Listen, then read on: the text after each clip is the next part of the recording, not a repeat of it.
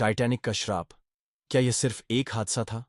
1912 में डूबा टाइटैनिक इतिहास की सबसे बड़ी समुद्री आपदाओं में से एक था। लेकिन क्या यह सिर्फ एक दुर्घटना थी या इसके पीछे कोई भयानक श्राप था?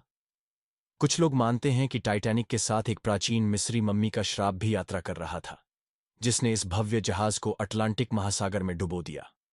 शापित मम्मी का रहस्य। 19वीं सदी के अंत में ब्रिटिश पुरातत्वविदों ने मिस्र में एक अनोखी मम्मी की खोज की। ये मम्मी किसी आम व्यक्ति की नहीं, बल्कि एक हाई प्रीस्टेस, उच्च पुजारिन की थी, जो अपने जीवन में गहरे रहस्यों और तंत्र विद्या से जुड़ी हुई थी। जब इस मम्मी को लंदन लाया गया, तो इसे खरीदने वाले कई लोग अजीब घटनाओं का शिकार होने लगे। जिसने इसे अपने घर में रखा, उसके परिवार पर मुसीबतों का पहाड़ टूट पड़ा। एक फोटोग्राफर जिसने इसकी तस्वीर खींची, अगले ही दिन मर गया। ब्रिटिश म्यूजियम ने जब इसे प्रदर्शन के लिए रखा, तो वहां अजीबोगरीब घटनाएं होने लगीं। रात को अजीब आवाजें आतीं, चीजें अपने आप हिलतीं और कर्मचारियों को डरावनी परछाइयां दिखाई देतीं।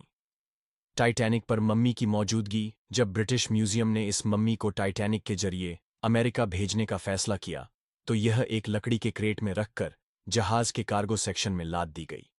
जहाज के कुछ कर्मचारियों ने बताया कि जब भी वे इस क्रेट के पास से गुजरते, तो उन्हें ठंड महसूस होती और अजीब फुसफुसाहटें सुनाई देतीं।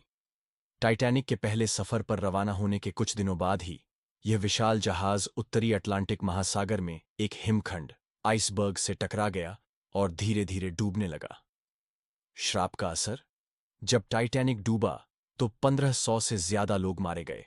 लेकिन रहस्यमयी बात यह थी कि मम्मी का वह क्रेट कभी नहीं मिला।